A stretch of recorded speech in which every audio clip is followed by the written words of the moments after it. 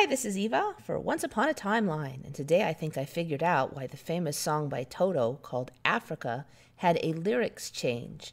Now this Emmy is a little bit of an older one. You can see back here in May 5th, 2017, somebody was talking about it on Mandela Effect community Facebook page. So here it is. It's supposed to say, "Hurry boy, she's waiting there for you," but now it says, "Hurry boy, it's waiting there for you."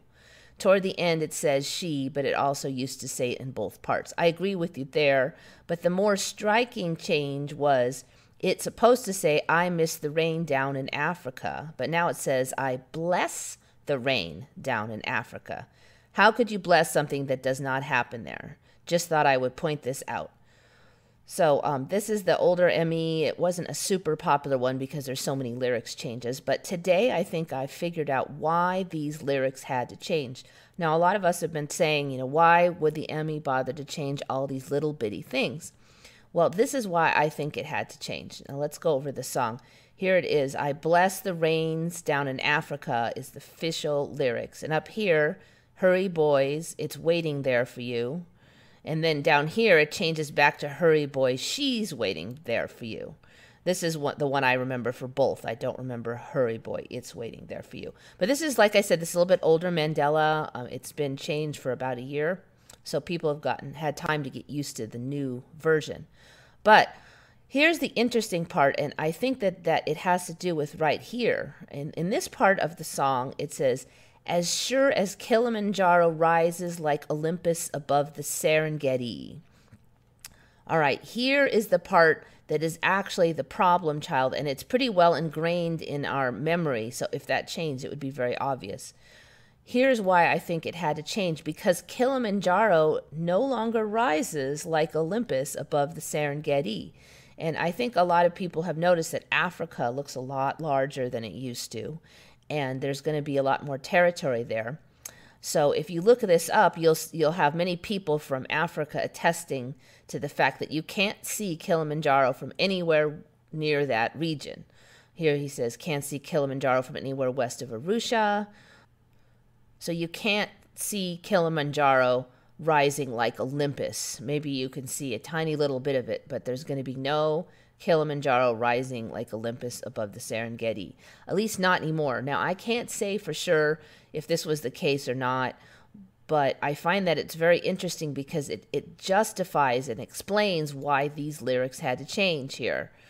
Okay, so the story now is obviously that in current reality he has written song lyrics that do not conform with reality, so there is an excuse for it.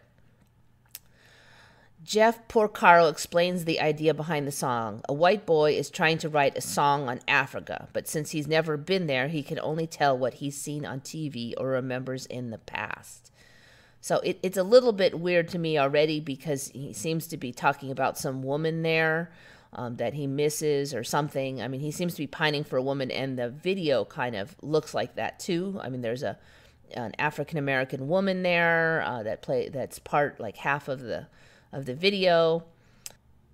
In 2015, Page explained that the song is about a man's love of a continent, Africa, rather than just a personal romance. In 2018, Page explained the song is about a person flying in to meet a lonely missionary. As a child, Page attended a Catholic school. Several of the teachers had done missionary work in Africa, and this became the inspiration behind the line, "I bless the rains down in Africa." Okay, so this seems like an unlikely explanation for why the song lyrics are as they are. But you can see now why this change makes sense. If they're saying he's never been to Kilimanjaro, if he's never been to Africa, then he won't know that Kilimanjaro doesn't rise like Olympus. So it casts doubt. As sure as Kilimanjaro rises like Olympus above the Serengeti, it is now mean not sure at all. It's like a mistake he's basically made. And if you change it here to "Hurry boy, it's waiting there for you," this sounds more like it's Africa waiting instead of she's waiting. And "Hurry boy, she's waiting there for you," it really does sound to me like a romance kind of thing, but I guess it's trying to get spun now that it's just Africa that he's waiting.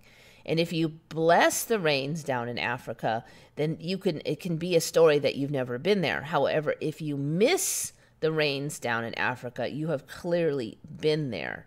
So that's why miss had to go away. Now, I'm not sure why they just didn't leave the song there as it was, the lyrics there as it was, and just say, oops, he was wrong. That actually kind of confuses me. But I think that this Mandela change here from miss to bless is actually explained by the fact that geography has changed. And so the song has been changed and the storyline has been changed, so the song will match the current geography.